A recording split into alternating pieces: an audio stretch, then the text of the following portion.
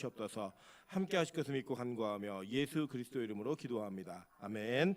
하나님 말씀 보도록 하겠습니다. 디모데전서 1장 12절부터 20절까지의 말씀입니다. 디모데전서 1장 12절부터 20절까지의 말씀. 저와 여러분이 한 절씩 교독하고 마지막 절은 합독하도록 하겠습니다. 교독합니다.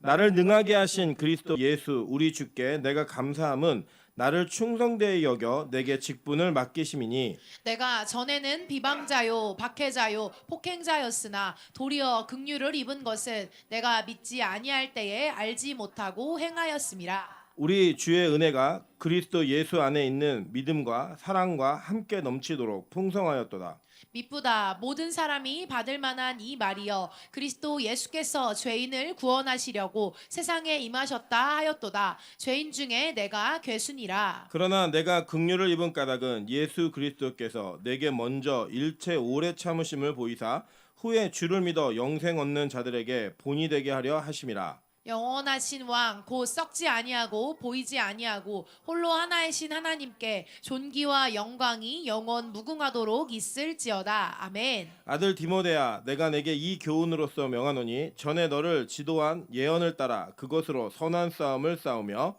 믿음과 착한 양심을 가지라. 어떤 이들은 이 양심을 버렸고 그 믿음에 관하여는 파선하였느니라. 합독합니다. 그 가운데 후메네오와 알렉산더가 있으니 내가 사탄에게 내어준 것은 그들로 훈계를 받아 신성을 모독하지 못하게 하려 함이라. 아멘. 네, 우리 주변에 있는 분들에게 이렇게 한번 인사하도록 하겠습니다. 당신 때문에 기도할 맛이 납니다. 네, 앞뒤로도 인사하겠습니다. 당신 때문에 예배드릴 맛이 납니다. 네, 우리가 예배는 온전히 하나님께 하는 행위입니다. 그러나 함께 예배하는 성도 때문에 우리가 기쁨이 있고 은혜가 있는 그런 좋은 교회 되었으면 좋겠습니다. 네, 오늘은 디모데전서 1장 12절부터 20절까지의 말씀을 가지고 왕년과 옛날이라는 제목으로 하나님 말씀 증거하도록 하겠습니다. 제가 여러분의 기도와 사랑과 은혜 가운데 이 필리핀을 잘 다녀왔습니다. 잘 다녀왔는데 이 다녀오는 여정 속에 하나님의 참 큰 은혜가 있었던 것 같아요. 이번에 가가지고 제가 이번에 참 은혜를 많이 누렸던 것은 우리 교회에서 설교하던 내용을 가지고 거기에서 조금 더 보완하고 조금 더 이렇게 다듬어서 이렇게 강의를 시작했습니다. 강의 시작하는데 물론 제가 준비한 모든 양을 다 못할 줄 알고 갔어요. 다 못할 줄 알고 갔고 하는 과정 속에서 이 모든 과정 속에 있는 그 내용들을 그분들께서 너무 잘 이렇게 받으셨고 제가 그 강의를 다니면서 이게 갈 때마다 경험한 거지만 이 필리핀에 있는 분들이 이렇게 목사님들께서 이렇게 강의를 들으시다가 박수를 치시면서 일어나는 이런 일들을 몇 번을 경험했습니다. 근데 이번 모임 때 그 한 20년 된 선교사님이 다른 선교사님이 함께 동참하셨는데 나중에 저한테 이렇게 말씀하시더라고요. 자기가 20년 동안 선교하면서 필리핀 목사님들이 강의 듣다가 박수 치는 거 처음 봤대요. 예. 그래서 그 은혜들을 같이 누리고 그분께서도 함께 이렇게 은혜를 나누는 시간들을 가지면서 참 감사하구나 이런 은혜가 있었습니다. 더불어서 제가 이제 점찍고 왔어요. 한 형제 전도사님을 나중에 우리 교회 꼭 데리고 와야겠다. 네, 점찍고 왔습니다. 이유는 이제 젊어요. 22살이에요. 잘생겼어요. 네, 키도 커요. 네, 키도 큰데 저 우리 교회에 그 영어 예배를 이분이 와서 드리고 우리 아이들에게 영어를 가르치면서 여기에서 훈련받는 과정을 통해 저희가 여기서 학교 공부 시켜주고 그래서 서로 윈윈하는 거죠. 예, 그래서 우리 교회가 조금 더 업그레이드할 수 있는 좀 은혜가 있었으면 좋겠고 이런 교류와 복음의 그 과정들을 통해서 하나님이 주시는 은혜가 양쪽 교회에 동일하게 좀 있었으면 좋겠다 이런 생각이 참 많이 들었습니다. 되게 은혜였고요. 또 그런 과정에서 제가 너무 감사했던 것은 우리 교회 교인들을 자랑할 수 있어서 너무 좋더라고요. 제가 이제 몇몇 분들한테 이제 농담처럼 우리 교회로 오라고 그랬더니 우리 교회는 못 가겠대요. 이유가 뭐냐면 이렇게 이런 강의를 설교 시간에 듣는 성도들 앞에서 자기 어떻게 설교를 하냐요. 못 가겠다고 이런 거 제가 마음이 되게 뿌듯하더라고요. 그러니까 이게 왜 물론 이제 제가 저보다 훨씬 연배가 많으신 우리 권사님 장로님도 계시지만 밖에 나가서 자식을 칭찬받을 때 느끼는 기쁨이 뭔지 거기서 또 한번 그 은혜를 누리고 왔습니다. 여러분이 섬겨주신 여러 가지 기도들, 물질들 이런 내용을 가지고 저희가 삼겹살 파티도 대접을 하고요. 그 목회자분들에게만 점심 식사도 또 대접을 하고 또 저희가 이제 지난번에 약속했던 그 태블릿 컴퓨터 사서 보내겠다고 얘기하니까 너무너무 좋아하더라고요. 진짜로. 예, 왜냐면 이제 그 액수가 한 세트 풀 세트로 한 개당 30만 원 정도인데 그분들은 한 달 월급이에요, 그게. 예, 그러니까 이제 그게 딱 갔을 때 간다고 생각하니까 너무너무 기뻐하면서 이제 이번에는 선교사님께서 그 어린 목회자들만 주겠다라고 얘기했더니 막 늙은 목회자들이 서로 자기도 어리다고 막 계속 막 이렇게 얘기하면서 서로 이렇게 경쟁하는 모습도 좀 보았고요. 제가 나중에 하나님께 허락하시면 전체 그 관련된 목회자들을, 그러니까 레인보우 철치, 저희가 이제 두 교회를 섬기고 있어요. 필리핀에는 한 교회는 레인보우 철치라는 교회를 섬기는데 이 교회는 선교사님 한 분이 목회를 하시면서 필리핀 그 목사님들을 30명을 키워가지고 30개의 교회가 한 교회로 가는 교회예요. 지역마다 가는 교회고 어떤 교회는 뭐 300명 넘는 교회도 있고 이제 막 개척한 교회도 있고 이렇게 교회가 있어서 제가 월요일 날은 모여 그러면 요 30명만 딱 모여가지고 공부하는 거예요. 예, 진짜 알짜 목회자들. 그리고 요분들과 연계되어진 교회가 한 80교회가 있어요. 그러니까 이 교회가 50교회죠. 50교회가 있어서 제가 한 세미나는 80명의 목회자들이 와서 같이 목사님들이 공부하는 그런 시간을 가졌습니다. 그래 가졌고요. 저희 교회가 삼겹살도 대접하고 음료수도 대접하고 이렇게 하면서 저 은혜가 있었어요. 수요일 날은 제가 참 놀랐는데 수요 예배는 청소년부가 찬양 인도도 하고요. 기도회도 인도하고 앞에 나와서 멋있다고 다 하는 거예요. 그래서 이 친구들 너무 예뻐가지고 선교사님 제가 이 친구들에 뭘 해주고 싶은데 뭘 해주면 좋을까 했더니 이 친구들은 스타벅스에 가는 게 너무 큰 기쁨이래요. 그 예배 끝나고 스타벅스는 뭐야? 그래갖고 이 아이들 전체 21명이 다 스타벅스에 가가지고 같이 차 한 잔씩을 마시면서 막 그 우리나라는 좀 분위기 다르더라고요. 막 사진 찍고 막 되게 좋아하더라고요.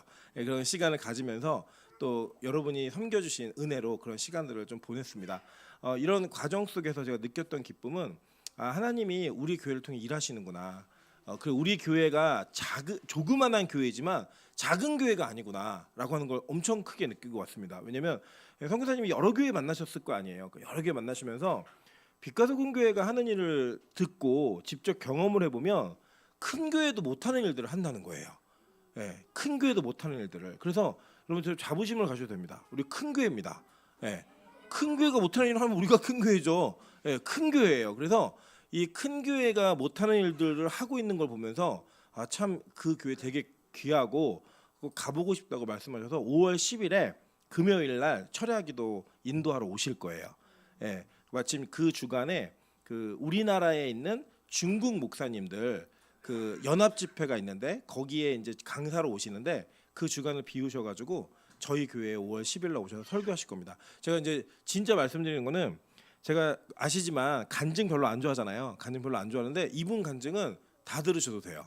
예, 정말 은혜가 있고 젊었을 때 필리핀에 가서 어떻게 사역했는지 막 무당들이랑 싸운 이야기, 죽었다가 살아난 이야기, 하나님이 이름 불러서 지진을 피하게 하신 이야기, 막 이런 게 듣고만 있어도 너무너무 흥분되고 하나님 살아계시는구나, 진짜 일하시는구나라는 걸 느낄 수 있는 그런 은혜가 있었습니다. 제가 이제 그 기대하고 기도하는 건 그 레인보우에 관련되어진 교회들 성도가 다 모이면 1000명이 넘게 모인대요.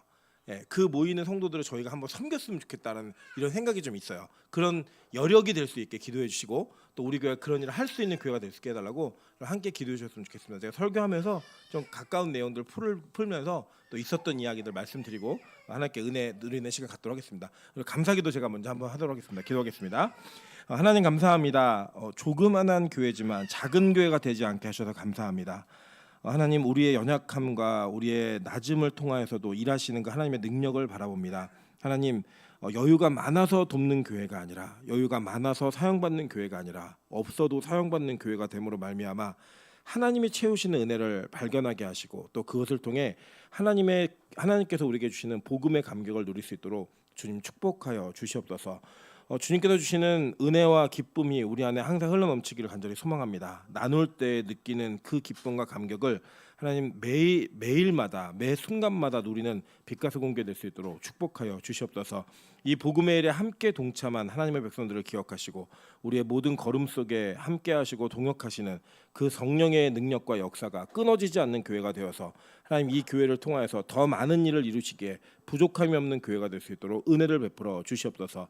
함께 하실 것을 믿고 간구하며 예수 그리스도 이름으로 기도합니다. 아멘.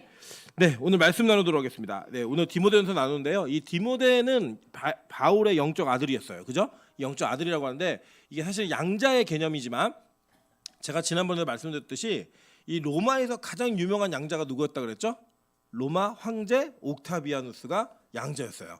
그러니까 여러분 이 양자라는 문화가 그냥 아이고 저 사람 불쌍하네 데려갔네 이 정도의 개념이 아니라 진짜 능력 있는 그러니까 사용받을 사람을 택해서 가는 거였습니다. 그러니까 여러분 그런 관계 속에서 이 디모데는 불쌍해서 바울의 영적 아들이 된 게 아니라 이 디모데에게 있는 가능성이 하나님께서 바울을 통해 사람을 세우시는 은혜를 누리게 하셨다는 거예요.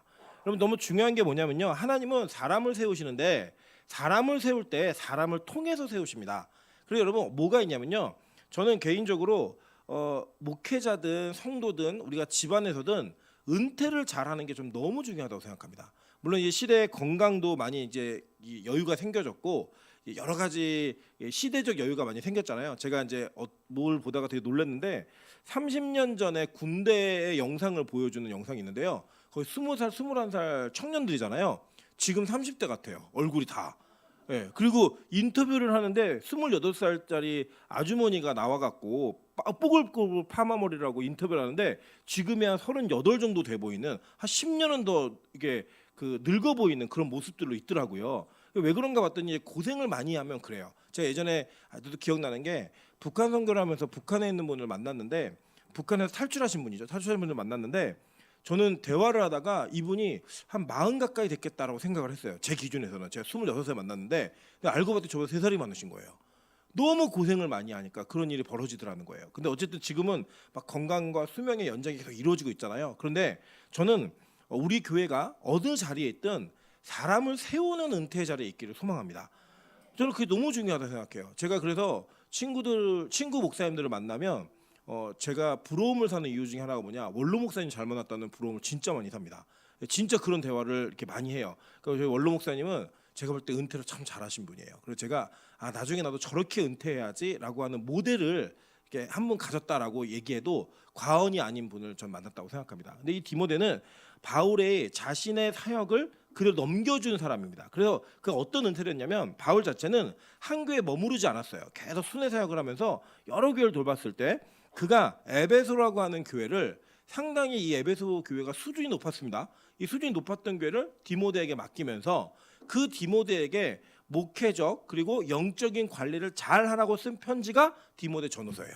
그리고 이 바울의 마지막 유언과 같은 이 서신서에 어떠한 디모데를 향한 권면과 사랑이 담겨져 있는지를 우리가 잘 살펴봐야 됩니다. 왜냐? 이거는 디모데에게 쓴 편지이지만 하나님께서 성령의 감동으로 디모데에게 말씀하신 내용이잖아요. 그러면 지금도 우리에게 말씀하시는 동일한 내용이라는 거예요. 이 내용을 통하여서 우리 자신 한 사람 한 사람이 내 마음 가운데 성령께서 말하시는 음성을 온전히 듣고 나에게 필요한 음성을 누리는 귀한 시간 되셨으면 좋겠습니다. 저는 보니까 이렇게 얘기해요. 12절에 보니까요. 나를 능하게 하신 그리스도 예수 우리 주께 내가 감사함은 나를 충성되이 여겨 내게 직분을 맡기심이니 라고 얘기합니다. 여러분 우리가 이 땅에서 가장 속기 쉬운 말 중에 하나가 뭐냐면 열심히 준비하면 하나님 사용하신다란 말이에요. 열심히 준비하면 어느 자리까지 갈 수 있다라고 하는 말이요. 정말 최대의 속임수라고 생각합니다. 여러분 이 땅에서 하나님께서는 우리를 사용하실 때 하나님이 누구든 간에 찍은 사람을 사용하시는 거지 준비가 잘 된 사람을 사용하시는 게 아니라는 거예요. 여러분 이 원래 있던 말들 준비자를 하나 사용하죠. 이 말을 통해서 부모님들이 자녀들에게 또 윗세대 선배들이 후배들에게 하고 싶은 말이 뭐냐면 너희들 좀 너희의 열심을 갖고 뭘 좀 하라는 거예요. 근데 여러분 잘 한번 생각해 보세요. 이게 뭐냐면 만약에 하나님이 능력 있는 사람과 재능 있는 사람과 우리 가운데 열심히 있는 사람을 선택하셔서 사용하신다면 우리는 자격이 있다 없다? 없어요. 여러분 진짜 열심히 사는 사람도 정말 많습니다. 잠자는 시간도 아끼면서 사는 사람이 정말 많거든요. 근데 그거에 비하면 우리가 하는 열심은 열심 아니에요. 사실 우리가 하는 준비는 준비가 아니라고요. 그리고 또 얼마나 준비가 많이 됐으면 많이 됐겠고 얼마나 안 됐으면 얼마나 안 됐겠어요. 여러분 그런 거 아닙니다. 그런데 중요하게 생각하셔야 돼요. 그래서 준비 안 해도 쓰시는구나. 그게 아니고요. 하나님이 쓰실 자를 선택을 하시면 그 사람은 이상하게 준비를 하는 모습으로 나아가더라는 거예요. 변하더라는 거예요. 여러분 실제 그렇습니다. 그래서 저는 정확하게 얘기해요. 예를 들면 나이가 30대인데 자기 선교사 가겠다는데 언어 준비가 안 돼 있다? 끝이에요. 그거는 하나님 택한 사람이 아니에요. 여러분 나이가 40대인데 하나님이 의료 선교로 자기 불렀대요. 대학교도 안 나왔는데 이게 맞아요? 아니에요, 여러분. 하나님이 의료 선교사로 부를 사람은 아예 고등학교 때부터 미친 듯이 공부하게 만드신다는 거예요. 그래서 그렇게 준비해서 사용하시는 분이지 절대로 준비된 사람을 사용하시는 분이 아니라는 겁니다. 여러분 우리가 이렇게 왜 예배드리는지 모르고 예배드리는 이유가 뭘까요? 하나님이 쓰실 계획이 있는 거예요. 우리 옆 사람 이렇게 한번 인사하겠습니다. 나보기 힘들어질 겁니다. 보기 힘들어질 거예요. 하나님이 사용하시면 얼마나 보기 힘들어질 거예요. 여러분 우리가요 우리 자신이 왜 예배드리는지 모르고 왜 기도하는지 모르는데 예배드리고 있다? 기도하고 있다? 그럼 뭘 하나 믿으시면 되냐면 야 하나님이 나를 준비시키고 계시는구나. 이거 믿으시면 되는 거예요. 네. 가끔 우리 있잖아요. 우리 소진이 왜 예배드리는지 몰라요. 오늘 안 왔어요. 오늘 안 왔는데 와야 되는데 소진이가 이렇게 교회로 오면 제가 항상 얘기하는 게 뭐냐면 하늘문 가자. 그러면 안 간대요. 안 가요. 싫어요. 얘기하는데 가 있어요. 가면 자기 왜 왔는지 모르겠대요. 하나님이 쓸 계획이 있으신 거예요. 저는요 제가 우리 송기호 집사 처음 만날 때도 부른 게 아니에요. 왜 왔는지 모르겠어요. 2시간 동안 짬뽕 먹으려고 왔어요. 짬뽕 먹으러 왔다가 거기에서 만나가지고 너 교회 안 다니고 있지? 교회 나와. 그렇게 한 게 지금 여기까지 이렇게 오는 거예요. 용인에서 여기까지 오는 이유가 뭘까? 이유를 몰라요. 근데 하나님이 쓰시려고 그렇게 하는 거예요. 우리 미영 집사도 마찬가지예요. 미영 집사 맨날 잔다 그러고 힘들다 그러고 못 온다 그러고 그랬는데 와 진짜 이렇게 기도할 줄 몰랐어요. 왜요? 하나님 쓰시려고. 우리 혜영 집사 10번이면 9번을 졸았거든요. 예배 시간에. 요새는 10번이면 2번 졸아요. 8번을 왜 깨우셨다? 하나님이 쓰시려고. 여러분 이렇게 하나님의 사용하시는 은혜는 우리의 예상과는 전혀 다른 방법으로 일하시더라는 거예요. 여러분 그래서요 바울이 뭐라고 고백하냐면 나를 능하게 하신 그리스도 예수 우리 주께 내가 감사함은 이라고 얘기해요. 그래서 직분도 누가 맡겨주셨다? 하나님이 맡기신 거예요. 여러분 여러분에게 하나님께서 직분을 맡기실 때 여러분이 그 직분에 정말 어울리다고 생각하세요? 저는 이번에도 제가 가서 느낀 게 뭐냐면 그 공동체 안에서 제가 제일 목사 안 같은 거예요. 다들 그 필리핀 목사님들을 만났는데도 불구하고 이런 필리핀 목사님들은 막 문신도 있고 막 그러세요. 거기는 문신이 뭐 이런 그 신앙을 결정하는 그런 이런 어떤 형태적인 모습이 아니에요. 그래갖고 어렸을 때 문신한 분들은 지저스 이렇게 늘어났어요. 살쪄가지고 늘어난 분들 계시고 십자가가 이렇게 늘어난 분들 계시고 막 계세요. 근데 그런 게 그분들은 전혀 이렇게 어려움이 아니에요. 오해하시면 안 돼요. 그러니까 어려움이 아닌데 그래서 그분들의 마음과 생각과 모습 속에 다 이렇게 목회자적 마음이 있는 거예요. 제가 거기서 보니까 제가 제일 날라리예요. 제가 제일 날라리인데 제일 날라리가 강의를 하고 있는 거예요. 그리고 그게 뭐예요? 하나님의 은혜라고 이게 제가 그들보다 잘나서 뭘 잘해서 절대 아니에요. 하나님이 택하셔서 우리를 그렇게 세우시더라는 거예요. 여러분들 세상은 어떤지 아세요? 세상은요 내가 잘나서 네 위에 있다고 생각하고요 내가 잘나서 앞에 섰다고 생각하고 내가 너보다 낫기 때문에 가르칠 수 있다고 생각해요. 아닙니다 여러분. 모든 게 다 주의 은혜라는 거예요.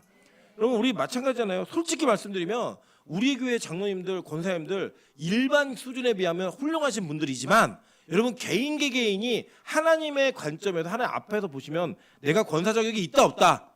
내가 장로 자격이 있다 없다? 없어요. 그런데 하나님이 주의 은혜 가운데 우리를 택하신 거예요. 여러분 그래서요 아우 나는 자격이 없어서 그럼 뭐 얼마나 하면 자격이 있는데요? 그런 거 없어요. 하나님이 택하면 그게 자격인 거예요. 그리고 하나님은요 절대로 그대로 사용하시지 않으시고요 만드시고 고치시더라는 거예요. 그리고 오늘 뭐라고 얘기하냐면 이렇게 얘기해요. 13절 보세요. 내가 전에는 뭐라고 얘기해요? 비방자요 박해자요 폭행자였으나 도리어 긍휼을 입은 것은 내가 믿지 아니할 때에 알지 못하고 행하였음이라 라고 얘기하는 거예요. 그러니까 여러분 이러니까 이 사람의 자격이 있어요 없어요? 없다고요. 교회를 얼마나 핍박했는데요. 그런데 교회를 위한 일꾼으로 하나님 사용하시더라는 거예요. 여러분 그래서요 우리는요 이 땅에서 옛날 이야기를 할 수 있어야 돼요. 옛날 이야기가 뭐냐면요 옛날에 내가 이렇게 죄인으로 살았는데 지금은 하나님의 은혜로 이렇게 변하고 있다라는 이야기를 할 수 있는 게 복음인 겁니다. 여러분 근데 교회가 자꾸 바뀌고 타락하고 변질되면 어떻게 하냐면요 옛날 이야기가 아니라 지금의 이야기로 옛날의 이야기를 자꾸 숨기고 덮으려고 얘기하면서 자신이 변화되는 것을 나타내는 것이 아니라 변화되지 않는 부분을 숨기려고 하는 거예요. 그리고 이게 얼마나 바보 같은 일이냐면요. 예수님이 이 땅에 오신 목적은 죄인을 위해 오셨어요.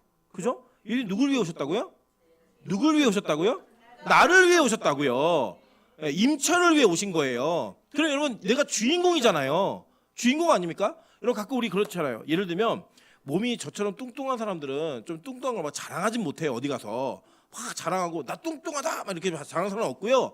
막 뚱뚱한 몸매를 드러내기 위해서 막 쫄티 입고 이러지 않아요, 여러분. 그런데 한번 생각해 보세요. 게임을 하는데 자 예를 들어 지금부터 여기 있는 공동체에서 제일 뚱뚱한 사람에게 1억을 주겠습니다. 그러면 여러분 누가 제일 기뻐할까요?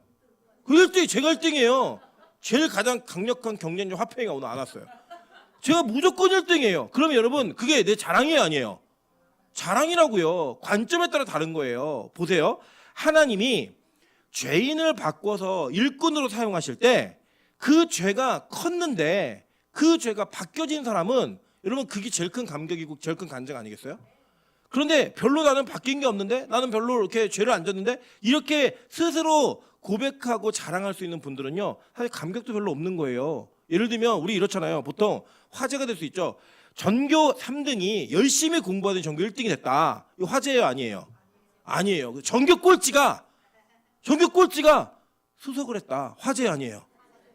미나연 전사가 얼마나 화제였겠어요. 미나연 전사 어머니가 학교 대학교 수석했는데 우셨어요. 과에서 왜냐하면 미나연 전사님은 약분에서 1등이었거든요. 30명 중에 30등 해갖고 약분하면 1등이었다고요.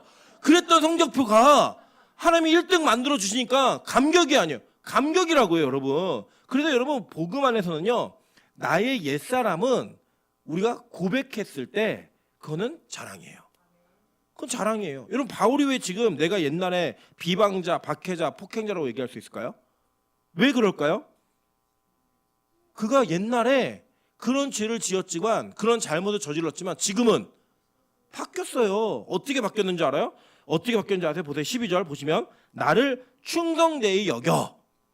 충성되이 여겨서 하나님 바꾸셨다는 거예요. 이 충성이라는 게 아주 중요합니다. 구약에 충성된 사람이 어떤 사람인가 한번 봤더니요. 민수기 12장 6절부터 7절이에요. 이르시되 내 말을 들으라. 너희 중에 선지자가 있었으면 나 여호와가 환상으로 나를 그에게 알리기도 하고 꿈으로 그와 말하기도 하였거니와 내 종 모세와는 그렇지 아니하니 그는 내 온 집에 어떻대요? 충성함이라라는 단어인데 이게 히브리어로는 아만이라는 단어예요. 이게 뭐냐면 여기서 파생된 단어가 아멘이에요. 근데 이 아만이라는 단어가 어떤 뜻이냐면 아주 재미있는 뜻이 있어요. 지치게 하다라는 뜻이에요. 그러니까 충성됨이 뭔가라고 보면 우리 보통은 이 시대에서는 충성됨을 나쁘게 비하하면 아부 뭐 이렇게 얘기해요. 보통 막 입 바른 얘기 잘하고 립서비스 잘하고 뭐 이런 사람을 그냥 아부 떤다 뭐 이렇게 얘기하면서 그 충성된 신복이야 이렇게 얘기할 때 부정됨으로 이야기하면 그런 내용이 있잖아요. 근데 이 성경에서 말하는 충성됨의 어원에는요 뭐가 있냐? 지치도록 하나님의 일을 열심히 하는 사람이라는 거예요. 물론 이 뜻은 확고함, 뭐 책임 있는 뭐 이런 뜻도 있지만 이 아만이라는 단어는 충성되게 열심히 일을 하는데 언제까지 일을 한다고요? 지칠 때까지 일을 하는 거예요. 여러분 제가 이번에 가가지고 아주 놀랍고 신기한 경험을 했어요. 여러분 여기 한국도 많이 더웠다고 얘기하더라고요. 그죠? 더웠는데 필리핀은 몇 도였는지 아세요, 여러분? 37도였어요. 37도였는데 제가 생각할 때는 너무 더워서 실외기가 안 돌아가는 것 같아요. 강의하는데 에어컨이 고장난 거예요. 저를 아시잖아요. 제가 어떤 사람인지. 에어컨이 딱 고장났다는 그 얘기를 딱 듣는 순간 마음의 어려움이 막 밀려오는 거예요. 갈까 집에? 가야 되나? 막 이런 게 막 오는 거예요. 막 그런 게 오는 건데 선풍기는 뜨거운 바람이 나요. 온풍기예요. 선풍기가 아니고 온풍기예요. 그러니까 이 뜨거운 거에서 어떻게 하지라는 갈등이 저한테 너무 막 오는 거예요. 막 그 강의도 하기 싫어지고 너무 마음이 어려운 거예요, 진짜로. 그러니까 여러분 이해를 하세요. 저는 그 이제 외부에서 설교 들으시는 분들은 저는 너무 더위가 싫은 사람이라 너무 힘든 사람이라 정말로 이게 마음이 되게 어렵더라고요. 어려운데 하나님이 저에게 너무 좋은 장면을 보여주신 거예요. 뭐냐면 찬양팀 그 젊은 20대 전도사들이 나와가지고 세미나하기 바로 전에 한 20분 정도 찬양을 해요. 찬양하는데 거기에서 그 더운 37도의 실내에서 오후 2시에 이렇게 담벼락 지붕 위에 맨 꼭대기층 얼마나 덥겠어요. 그러니까 거기에서 열심히 워십 댄스를 추면서 찬양하는 거예요. 열심히. 그런데 뭐 자매고 형제고 등어리가 다 젖고 땀이 막 줄줄줄 막 흘러요. 제가 그 모습을 딱 보고 있는데 와, 내가 집에 갈까? 이 생각이 드는 그 내가 정상일까? 이런 성도들을 이런 분들을 두고 정상일까? 내가 기도했어요. 하나님, 제가 더위를 좀 못 느끼게 해주세요. 놀라운 일이 벌어졌어요. 제가 강의하는데 하나도 안 더운 거예요. 37도인데. 처음이었어요. 그런 경험이. 제가 예전에 저희 아내랑 저랑 그 이제 처음 만나갖고 결혼을 하고 태국으로 그 신혼여행을 갔는데 저희 아내는 여름에도 선풍기 바람을 쐬면 피부가 아픈 사람이에요. 어떻게 저렇게 타고났는지 이게 아프대 이게. 그래갖고 제가 태국에 신혼여행을 가가지고 밤새도록 5분 이상 잠을 못 잤어요. 뭐 보통 뭐 뜨거워서 잠 못 잔 게 아니고요. 그 너무 더운데 에어컨도 못 틀게 하고 선풍기도 못 틀게 하는 거예요. 그때는 또 이제 결혼한 지 얼마 안 됐으니까 오빠 이렇게 얘기하면 다 꺼주고 제가 샤워를 5번 했어요. 밤새도록 자면서 너무 더워가지고 그 정도였는데 그곳에서 하나님 제발 이번에 안 덥게 해주세요. 기도를 했는데 제가 강의 내내 더운 걸 모르겠는 거예요. 더운 걸 모르겠는데 강의가 딱 끝나고 기도가 들어가는 순간 온몸에서 땀이 막 나오는데요. 야, 어떻게 그 숨겨둔 몰아둔 땀이 그냥 훅 나오는 걸 막 느끼는 거예요. 근데 여기에서 제가 뭘 봤냐면요. 와, 이분들은 참 충성된 분들이다. 끝까지 그 자리에 앉아서 움직이지 않고 강의를 들으시는데 그 강의를 하는 사람은 너무 더우니까 집에 갈까? 에어컨이 고장나니까 집에 갈까? 이런 마음이 드는 그 강의자 앞에서 그 충성된 모습으로 이 수업을 듣고 있는 그분들 앞에서 제가 너무 많이 부끄러웠고 진짜 많이 회개하고 왔어요. 내가 강의할 자격이 있는 사람인가? 내가 뭘 좀 안다고 얘기하면 되겠는가라고 하는 그 모습 속에 제가 이게 결단했어요. 야, 이제는 내가 더워도 불평하지 않는다. 어차피 죽으러 온 거니까 어차피 더운 나라인 줄 알고 왔으니까 내가 절대 불평하지 않는다. 전 그러면 하나님이 야, 그래 너 결단 잘했다 그래갖고 그 다음날 그렇게 할 줄 알았는데 그 다음날 죽겠더라고요. 계속 땀이 막 나고 온몸이 막 그러는데요. 제가 한 번도 불평하지 않았어요. 너무 감사하더라고요. 제가 그때 이 단어가 저한테 확 들어온 거예요. 아만, 지치도록. 네. 여러분 우리가 보통 이렇게 얘기합니다. 내가 왕년에 나 교회를 되게 열심히 했어. 이제 나 지쳐가지고 나 이제 더 못해. 라고 얘기하는 목회자, 장로님, 권사님 제가 진짜 많이 만나봤거든요. 제가 생각을 바꿔먹었어요. 저는 우리 교회 권사님들 되게 어리다고 생각해요. 아멘 하세요. 되게 어리시다고 생각해요. 아니 갈렙은 85세에 나 전쟁하겠다 땅 달라고 얘기했잖아요. 그래 85세에 비하면 몇 년 어리신 거예요. 갈렙보다 20년 연하세요. 20년 연하. 나 어리다 안 어리다? 네, 어려요. 아직 20년 남으셨어요. 우리 제 권사님들에서 제가 우리 권사님들만 다시 성경 공부 가르치면서 우리 교회에서 성경을 가르치는 리더가 될 수 있는 그 교육을 시키려는 마음이 제가 거기서 마음 먹고 왔어요. 처음 얘기하는 거예요 여기서. 예. 마음 먹고 왔어요. 각오하시기 바랍니다. 예. 언제까지 할 거냐? 지치도록 할 거예요. 왜냐? 우리가 충성되이 여겨서 하나님 직분을 맡겼다고 얘기하잖아요. 뭐 이제 나는 늙었으니까 이런 얘기 하지 마세요. 85세까지는 우리는 다 젊은이에요. 예. 다 청년부. 85세까지는. 85세 지나가면 장년. 이렇게 하는 거예요. 청장년 이렇게 바꾸도록 하겠습니다. 나이 개념을. 그리고 진짜로요. 이 충성됨은요. 지치도록이라는 거예요. 지치도록. 누가 그랬냐? 바울이 그랬거든요. 바울이 그래도 어떻게 이 아만 충성됨이라는 단어를 어떻게 얘기했냐면 보세요. 잠언 25장 14절 한번 보겠습니다. 충성된 사자는 그를 보낸 이에게 마치 추수하는 날에 얼음 냉수 같아서 능히 그 주인의 마음을 어떻게 한대요? 시원하게 하느니라 라고 얘기했어요. 그래서 바울이 고린도서에서 뭐라고 얘기하냐면 이렇게 얘기해요. 고린도서 16장 16절부터 18절 보겠습니다. 이 같은 사람들과 또 함께 일하며 수고하는 모든 사람에게 순종하라. 내가 스데바나와 부드나도와 아가이고가 온 것을 기뻐하노니 그들이 너희의 부족한 것을 채웠습니다. 그들이 나와 너희의 마음을 어떻게 했대요? 시원하게 하였으니 그러므로 너희는 이런 사람들을 알아주라 라고 얘기했어요. 이 사람들이 누구냐? 바로 충성된 사람들이라는 거예요. 여러분 우리 충성됨은 뭐냐면 그 마음을 좀 시원하게 해주는 거예요. 지치도록 열심히 하는 모습을 보면서 하나님의 마음이 얼마나 시원하시는 그 은혜가 있는지 저는 우리 빛가서 공교회가 하나님의 마음을 시원케 하는 그런 교회 되기를 소망합니다. 여러분 개개인이 하나님의 마음을 시원하게 할 수 있는 그런 충성됨이 있는 사람이 되길 원한다는 거예요. 언제까지요? 지치도록. 제가 가끔 이 충성됨이라는 단어를 이렇게 떠올리면서 저희 어머니 생각을 진짜 많이 했어요. 여러분 저희 어머니를 대부분 여기 있는 앉아 계신 분들은 저희 어머니를 강단에서만 봬요. 그렇잖아요. 그러니까 저희 어머니 항상 쌩쌩하시고 막 째랑째랑하시고 막 힘 있으시고 막 그러잖아요. 근데 이 강단에서 내려오시면요, 진짜 그냥 노인 할머니세요. 예. 거짓말일 정도로 노인 할머니세요. 그래서 앉는 것도 힘들어하시고 먹는 것도 힘들어하시고 움직이는 것 자체를 힘들어하세요. 그래서 막 그 치료를 받으면 그 치료받은 거 그 한 타임에 그 에너지를 예배 때 다 썼고 또 지치고 또 지치고 이걸 반복하는 거예요. 그래서 저는요, 정말 저희 어머니가 갑자기 쓰러지셔서 돌아가셨다고 얘기해도 저 이상하게 생각이 들지 않을 것 같아요.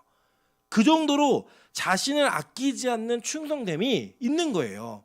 여러분 미국 교회는 목사가 될 때 이 심리 테스트를 해요. 인성 테스트를 할 때 한국 교회 목사님들이 많이 떨어집니다. 이 인성 테스트에서. 왜 그러냐면 그 질문 중에 하나가 뭐냐, 가정과 교회 중에 뭐를 더 중요하게 생각해야 됩니까? 라는 질문에 한국 목사님들은 대부분 교회를 더 중요하게 생각해야 된다고 말해요. 근데 그런 거를 미국 사회는 이상하게 보는 거예요. 근데 여러분 보세요. 저는요, 미국 교회 목사보다 한국 교회 목사가 지극히 정상이라고 생각합니다.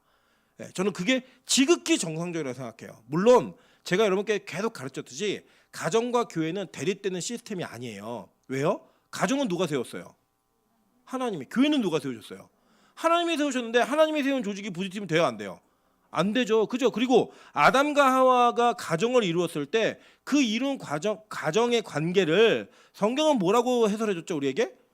그리스도와 교회와의 관계라고 이야기했잖아요. 그래서 가정과 교회는 분립될 수 없어요. 가정과 교회는 하나의 개념으로 봐야 되는 공동체입니다. 그런데 그럼에도 불구하고 가정과 교회 속에서 내가 어느 곳에 지치도록 일해야 되는가라는 것을 묻는다면 적어도 목사들에게는, 적어도 사역자들에게는 하나님, 나는 교회를 더 먼저 섬기겠습니다 라고 말해야 돼요.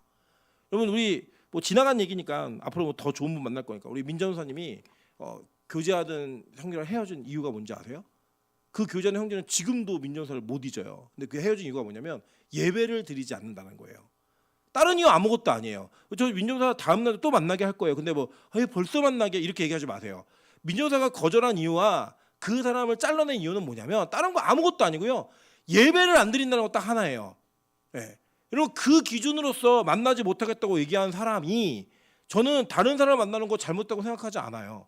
여러분 그게 하나님께서 주시는 우리에게 결단, 그 우선순위가 내가 어디에 충성하고 있고 어디에 나의 삶에 포커스를 맞추고 있는가, 그거는 여러분 너무나 중요한 가치라고 저는 믿습니다. 여러분 죄인을요 하나님이 바꿔주셨는데 어떻게 바꿔주셨냐, 하나님의 충성되게 여겨서 직분자로 만들어 주셨다는 거예요.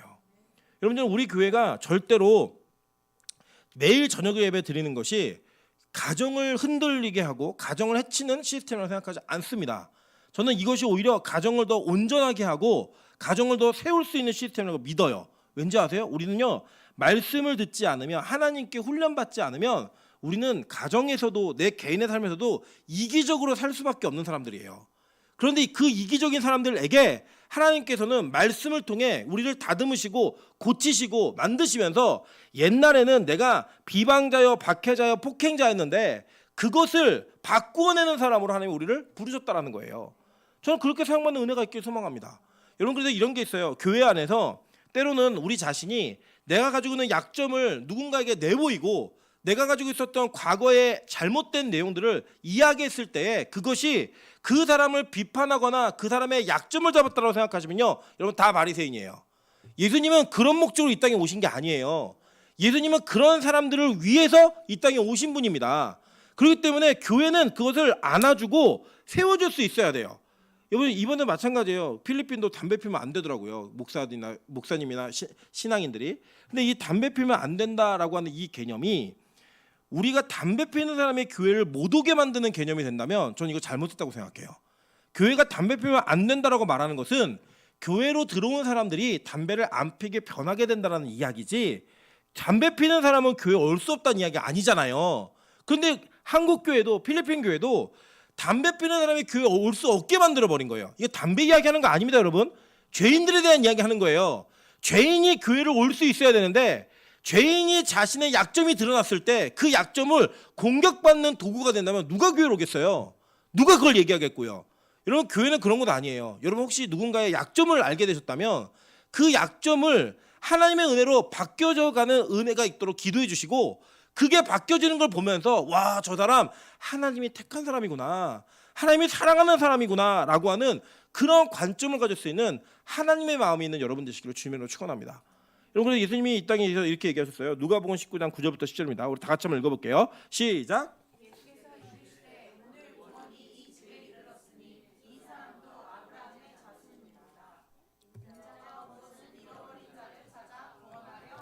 자, 마태복음 21장 31절과 32절 다 같이 읽습니다. 시작. 둘째 아들이니이다. 예수께서 그들에게 이르시되 내가 진실로 너희에게 이르노니 세리들과 창녀들이 너희보다 먼저 하나님의 나라에 들어가리라. 요한이 의의 도로 너희에게 왔거늘 너희는 그를 믿지 아니하였으되 세리와 창녀는 믿었으며 너희는 이것을 보고도 끝내 뉘우쳐 믿지 아니하였도다. 아멘. 자, 이 땅에서 예수님이 오셔서 맨날 논 사람들이 누구였어요? 세리하고 창기들하고 놀았다고요. 그럼 이 세리하고 창기들하고 노는 예수님을 이 바리새인들은 뭐라고 말했어요? 저는 먹고 마시기를 즐기는 자이고 죄인들과 어울리기를 좋아하는 자로다 라고 해서 도매급으로 처리해버렸다고요. 근데 아니에요, 여러분. 이 땅에서는요, 세리와 창기들과 노는 게 잘못된 게 아니고요, 그 사람들과 놀 수 없는 게 잘못된 거예요. 교회는 그래요. 교회는. 세상은 그렇게 얘기할 수 있어요. 세상은. 왜냐? 세상은 자신을 가리고 위장하고 자신을 무언가 가면 뒤에 숨어야지만 괜찮은 사람이라고 여겨지거든요. 근데 교회는 절대 그러면 안 된다는 거예요. 여러분 이런 한번 생각해 보실게요. 병원 가가지고 무릎이 아파서 병원을 갔는데 의사가 어디 아프세요? 라고 물어봤더니 맞춰보세요 라고 얘기하면 돼요, 안 돼요? 예? 여러분 이게 바보죠, 그죠? 어디 아프세요? 근데 오른쪽 무릎이 아픈데 보이기 싫은 거예요. 예를 들면 오늘도 제가 저희 그 성교 집사랑 목욕탕 같이 갔는데 저한테 목소리 엉덩이 점이 있다는 거예요. 봤더니 점이 있는데 옛날부터 있던 점이에요. 여러분 근데 제가 그걸 이제 점 빼러 간다고 갔어요. 엉덩이 점 빼러. 점이 어디 있어요? 점 빼실 어디 좀 빼실 거예요? 그러면 제가 엉덩이 점을 빼고 싶으면 뭐라고 얘기해야 돼요? 뭐라고 얘기해야 돼요? 엉덩이에 점이 있다고 얘기해야 뺄 거 아니에요. 그죠? 그런데 이게 부끄럽다고 아유 제가 팔뚝에 이러고 팔뚝을 치료받고 있으면 내가 원하는 치료는 받을 수 있어요, 없어요? 못 받아요, 여러분. 이거 아주 상식적인 이야기입니다. 여러분 우리는요 하나님 앞에서 죄의 문제를 해결받기 위해 교회를 다니는 거고 예수님을 믿는 거예요. 아멘? 그런데 여러분이 여러분의 죄에 대한 이야기를 할 수 없다면 그 할 수 없게 만든 데가 잘못된 거 아니에요? 할 수 없게 맞는 곳이 잘못된 거 아니에요? 여러분 예를 들어서 저 무릎이 아파서 병원 갔더니 의사가 무릎이 왜 아프냐고 막 혼내고 때리고 막 이런다. 그게 병원이에요? 아니잖아요. 여러분 교회는요 죄인들을 위해서 세우신 하나님의 은혜의 공동체예요. 죄인들이 당연히 올 수 있는 공동체여야 된다고요. 그리고 우리 빛가소금 교회는 옛날 사람, 즉 옛사람을 받을 수 있는 교회가 되길 소망합니다. 내 옛사람을 내어놓을 수 있는 교회가 되기를 소망합니다. 여러분 이 땅에서요 전 되게 안타까운 사람들이 누구냐면 자기 자신의 내면 세계를 남에게 말할 수 없는 그 자존감이 준비 안 된 이런 사람들이 전 제일 안타까워요. 제일 안타까워요. 이번에도 저희 집에 되게 큰 저희 가정 속에 되게 큰 일이 있었어요. 무슨 사건이 있었냐면 학교에서 아이들에게 야 너희들이 제일 잘하는 걸 그려봐 라고 선생님이 이렇게 숙제를 내주신 거예요. 수업 시간에.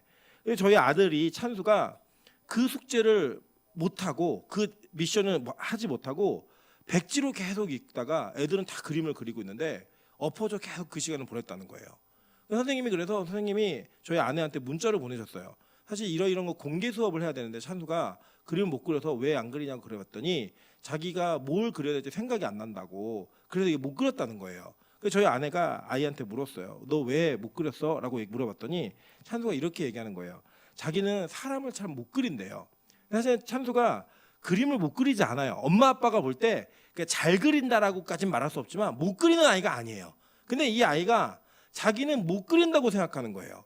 못 그린다고 생각하니까 자기가 뭘 그리고 싶은데도 그걸 그릴 수 없다고 생각하니까 포기해버리고 그냥 계속 그 시간에 엎드려 있었던 거예요.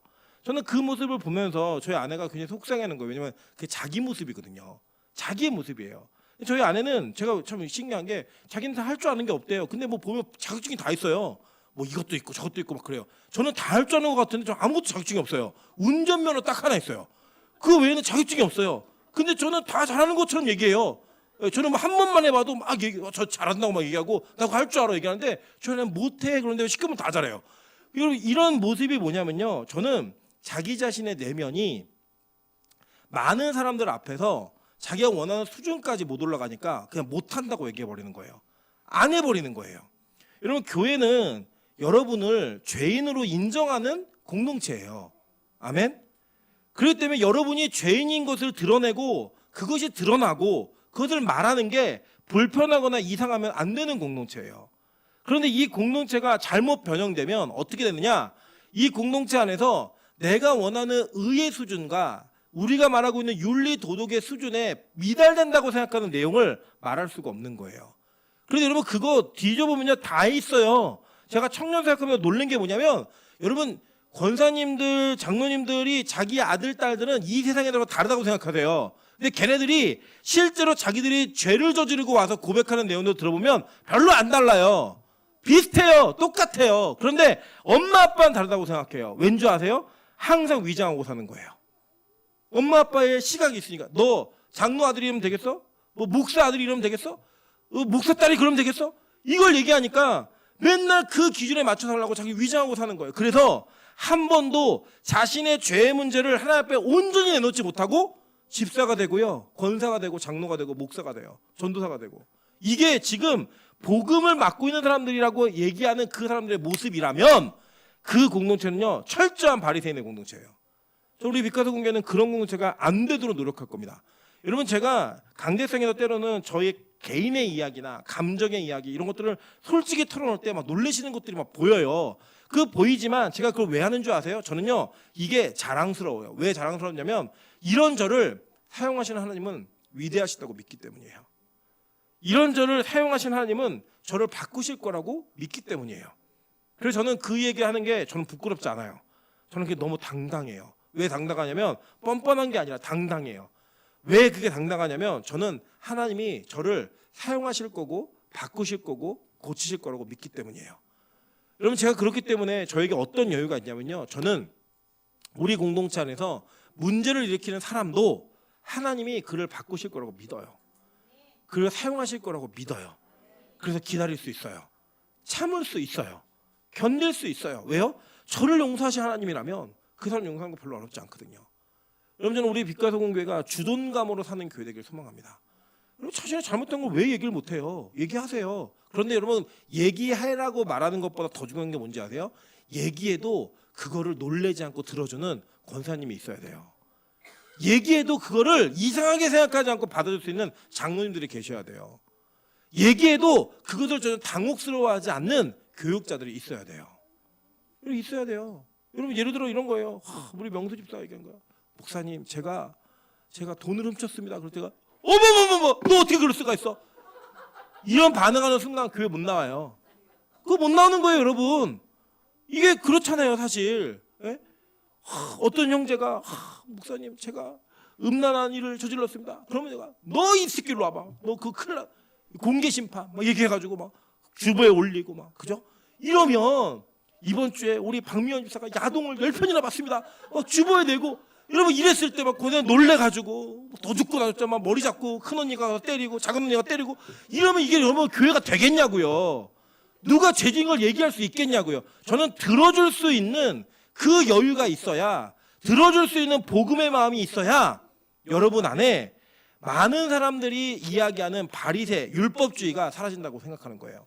여러분, 누군가 담배 피다가 여러분을 만날 수 있잖아요. 우리 소진이가 1층에서 몰래 담배를 피다가 우리 권사님 만날 수 있어요. 그럼 어떻게 하셔야 돼요? 그래요. 잘 먹고 와. 아주 좋아요. 저는 우리 승권사님을 있었으면 좋겠어요. 권사님도 한 대 줘봐. 이러면서 같이 막 맞담배도 펴보고, 언니도 같이 한번 줘봐. 물론 그렇게 하시면 안 돼요. 거기까지 가시면 안 돼요.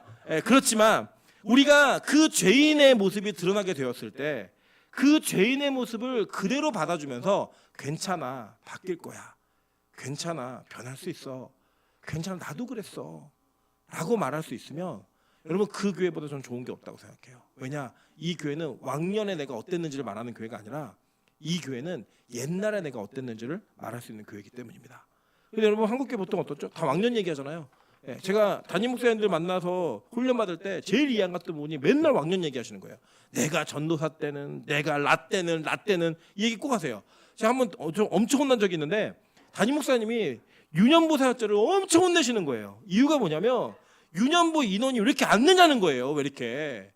그러면서 내가 전도사 할 때 삐에로 분장하고 북 얻고 동네 한 바퀴 돌면 50명씩 왔다는 거예요. 새로 아이들이. 그래서 제가 그랬어요. 다 끝나고 나서 목사님 요새 저기 1학년 한 반에 몇 명인 줄 아시냐고. 그때 50명 되냐요. 18명이라고. 깜짝 놀라시는 거예요. 몇 반인 줄 아시냐고. 그때 15반, 16반 이랬대요. 자기 때는. 지금 4반, 3반 있다고. 깜짝 놀라시는 거예요. 그래서 목사님 없습니다. 지금 목사님 삐에로 분장하고 학교 앞에 가시면 보안관이 잡아갑니다. 제가 이렇게 얘기했어요. 그랬더니 또 저한테 막 화를 쏟으셔갖고 그 뒤로 아무 말 안 했는데 제 마음에 뭐가 있었냐면 이런 거예요. 우리가 지금 별 볼 일 없는 사람이 왕년 이야기 진짜 많이 해요. 내가 왕년에 어땠는 줄 알아? 내가 왕년에 어땠는 줄 알아? 그게 누구였느냐? 후메네오와 알렉산더예요. 예. 바울이요 그들을 내줘버렸다고요. 여러분 후메네오와 알렉산더 교회 일꾼이었어요. 교회에서 유능한 자들이었다고요. 근데 그들이 교회 안에 핍박과 교회 안에 어려운 문제를 야기시키니까 아예 그냥 사단에게 내어줘버렸다고 얘기해요. 여러분 잘 보세요. 예를 들어 일주일 한 4달에 한 번씩 교회 오는 집사가 문제를 일으키면 우리 교회 여파가 있어요 없어요? 없어요. 그러니까 후메네오와 알렉산더는 그런 사람들이 아니에요. 그 정도 수준이 아니라고요. 그런데 우리 교회 예배를 안 빠지는 매일 예배 오는 우리 미나영 전도사와 김민정 간사가 문제를 일으켰다. 그럼 이거는 문제가 돼야 안 돼요? 되잖아요. 그죠? 이 사람들은 교회 안에 유능한 사람들이었어요. 근데 이 사람들 맨날 뭐 했냐면 왕년에 내가 얼마나 교회에서 유능했는지를 얘기하면서 지금 십자가의 대적으로 행하고 있으니까 쫓아내버리는 거예요. 그냥. 여러분 저는 오늘 이 본문을 통해서 좀 많은 걸 나누기보다는 그냥 우리가 정말 절대적인 걸 하나 나누었으면 좋겠어요. 아, 내가 왕년 얘기하고 있는 사람인지 옛날 얘기하고 있는 사람인지 그리고 누군가 나에게 옛날 이야기했을 때 들어줄 수 있는 사람인지 그걸 들어줄 수 없는 사람인지 전 들어줄 수 없는 사람의 특징이 분명히 있다고 생각해요. 그게 뭐냐? 들어줄 수 없는 사람은 자기가 어떤 곳에서부터 변화받은 사람인 줄 모르는 거예요. 내가 어떤 삶으로부터 건진받은 사람인지를 모르는 거예요. 그러니까 남의 옛날 이야기를 못 듣겠다고 얘기하는 거예요. 제가 그래도 저건 참 좋은 아내를 얻었어요. 어떤 아내를 얻었냐면 저희 아내는 예수를 안 믿었어요. 그래서 예수를 안 믿었었기 때문에 저희 아내는 세상에서 정말 잘 놀았던 사람이에요.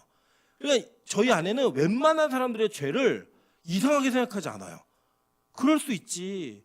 저는 여러분 잘 놀게 생겼지만 사실 저는 계속 교회랑 학교 이런 거밖에 몰랐어요. 진짜로. 예. 그래서 저는 그런 거 잘 몰라요. 그래서 막 그 노는 애들을 보면 어떻게 저렇게 놀 수 있지 이런 생각이 들어요. 그래서 저희 아내는 그게 괜찮다는 거예요. 그래서 저의 아내가 저로 하여금 그 노는 아이들을 잘 이해할 수 있게 만들어줬어요. 진짜요 이거는. 그래서 저는 그게 너무 감사해요. 만약에 저희 아내가 저보다 더 교회 안에서 신실하게 아무것도 모르고 잘하는 여자였다면 우리 교회 죄인은 올 수 없어요. 미나영 같은 사람 전도사 될 수 없어요. 우리 교회. 못 되는 거예요. 어떻게 박미연 집사가 우리 교회 와요? 못 와요. 김민현 집사 절대 올 수 없어요. 김민현 집사 올 수 있겠네요. 같은 바리새 라인이어가지고 올 수 있을 거예요. 송기호 아예 교회 100m 근처에도 못 오는 사람이에요. 그런데 그거를 품어줄 수 있고 이해해줄 수 있는 여유가 복음을 확장시키는 은혜가 되더라는 거예요. 저는요 우리 교회에 그 옛날 이야기를 잘 들어줄 수 있는 권사님들이 더 많이 계셨으면 좋겠습니다. 옛날 이야기를 더 많이 얘기할 수 있는 우리 장로님들이 계셨으면 좋겠어요. 제가 나중에 한번 시간 내갖고 우리 장로님들 모시고 수련회 가가지고 옛날 이야기 좀 들어볼 거예요. 옛날에 어떠셨는지. 예. 그리고 얘기 막 들고 그 들은 거 주보에다 써서 낼 거예요. 예. 우리 권사님들 모임해가지고 그 모임 속에 막 그런 얘기가 나왔으면 좋겠어요. 여러분 이번에 소그룹을 지금 하고 있잖아요. 제가 보니까요. 이 소그룹이 잘 되는 그룹의 특징이 뭐냐? 자신의 내면 세계를 그대로 보이기 시작하는 한 사람이 있잖아요. 그럼요. 그 소그룹이 잘 돼요. 분위기가 너무 좋은 거예요. 그런데 자기 얘기를 못하고 얘기할 용기가 없는 그룹은 자꾸 피상적인 이야기예요. 그냥 들어도 그만 안 들어도 그만인 이야기. 그래서 이런 이야기하면 막 빙빙빙 돌아요. 근데 어떤 한 사람이 내 이야기를 솔직히 하니까 사모님도 그렇게 힘들었어요? 막 얘기하는 거예요. 그러면서 그 다음 얘기가 막 나오는 거예요. 여러분 그게 뭔지 아세요? 그게 옛날 이야기를 하는 사람들의 모임인 거예요. 저 우리 빛가성교회 옛날 이야기하는 교회였으면 좋겠습니다. 소그룹이 그렇게 변해갔으면 좋겠어요. 그리고 우리 권사님들도 모이실 때 그런 거 있잖아요. 우리 내가 이 얘기를 하면 날 어떻게 볼까? 이런 마음이 딱 드는 순간부터는요. 절대 그 얘기 못해요. 여러분 근데 바울은 이거 편지에 남는 거예요. 그리고 디모데가 누구예요? 자기 영적 아들이에요. 스승이 아니라 아들이라고요. 아들에게 내가 옛날에 어떤 사람인 줄 알아? 나 비방자였어. 응? 나 박해자였어. 아니 나 폭행자였어. 내가 스데반 죽였단다. 그런 얘기 다 하는 거예요. 그러면서 뭐라고 얘기하냐면 자기를 이렇게 얘기합니다. 15절 밑보다 모든 사람이 받을 만한 이 말이요. 그리스도 예수께서 죄인을 구원하시려고 세상에 임하셨다 하였도다. 죄인 중에 내가 괴순이라. 얘기하는 거예요. 당당하게. 이게 스승이 할 이야기냐고요. 아버지가 할 이야기냐고 자식에게. 여러분 재밌는 게 뭐냐면 이런 거예요. 30대인 사람이 제가 잘못 살았습니다라고 얘기하는 거는 그렇게 어렵지 않아요. 왜냐 30년만 부정하면 돼요. 찬수가 제가 잘못 살았어요라고 얘기하는 거 절대 어렵지 않아요. 딱 7년만 부정하면 돼요. 그런데 60된 권사님, 70된 장로님들이 내가 잘못 살았습니다라고 얘기하는 거 진짜 힘들어요. 왜냐하면 그분들은 60년, 70년을 부정해야 돼요. 내가 60년, 70년을 잘못 살았다고 얘기하니까 이게 너무 힘들어요. 그래서 우리나라는 전반적으로 부모가 자식에게 미안하다는 얘기를 잘 못합니다. 잘 안 해요. 이유가 뭐냐면 내가 내 인생 자체를 부정하는 게 쉽지가 않은 거예요. 근데 저는 가정에서는 제가 다른 말씀 못 드리겠지만 교회에서만큼은요. 저는 80년이 부정되는 권사님들이 계셨으면 좋겠어요. 70년이 부정되는 장로님들이 계셨으면 좋겠어요. 45년, 6년이 부정되는 목사가 있었으면 좋겠어요. 그래야 우리가 잘못 살았다고 얘기하고 내가 죄인 중에 죄인이었는데 나를 구원하신 하나님은 이런 하나님이야 라는 이야기할 때 진짜 감격이 있지 않을까요? 정말 그렇게 감격이 있지 않을까요? 120kg 되던 사람이 60kg가 되었을 때 얼마나 큰 감격이 있겠어요. 우리가 다이어트 후기 이런 거보다 감동받는 이유가 뭐예요? 야 120kg였는데 이 사람 60kg 됐다. 이게 감격이지. 62kg가 60kg 된 게 감격이세요? 아니잖아요. 근데 우리는 항상 120kg 살면서 60kg인 것처럼 가증하고 60kg인 것처럼 가면 쓰고 그렇게 살잖아요. 막 코르셋 막 끼고 그죠? 막 쫄티 입고 막 붕대로 막 감아가면서 우리의 죄를 어떻게 하면 가릴까? 어떻게 하면 작게 만들까? 위장할까? 이런 모습을 한다는 거예요. 근데 바울은 사도 바울 서슴없어요. 뭐라고 견졌어요? 나는 죄인 중에 괴수야. 그런데 주님이 나 사용하셨거든.